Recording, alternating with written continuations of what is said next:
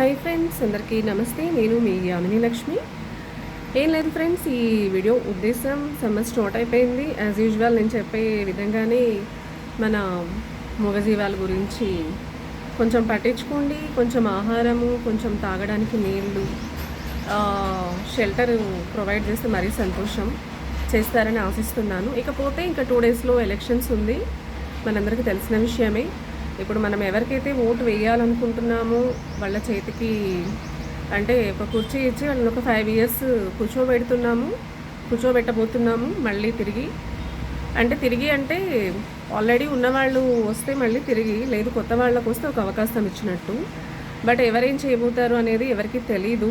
మనమే ఆలోచించుకోవాలి ఎవరికి ఓటు వేయాలి అనేది. ఇన్ని సంవత్సరాల్లో చూస్తే ఎవరు మాట మీద నిలబడి ఇచ్చిన హామీలని నెరవేర్చిన వాళ్ళు, ఇచ్చిన హామీల్లో ఒక్కటన్నా చేసిన వాళ్ళు ఎవరున్నారు అని ఒకసారి గుర్తుపెట్టుకోండి. ఓటు అనేది చాలా అమూల్యమైనది. వాళ్ళు ఏం ఆశించి మన దగ్గర ఓట్లు వేయించుకుంటున్నారు, మనం ఏం ఆశించి వాళ్ళకి ఓటు వేయబోతున్నాము అనేది ఒక చిన్న క్లారిటీ. సో అది మిస్ అవ్వకండి. దయచేసి మూగజీవాలని దృష్టిలో పెట్టుకోండి. మంచి నాయకులకి ఓటేసి నిరూపించుకోండి. మీ యామిని లక్ష్మి.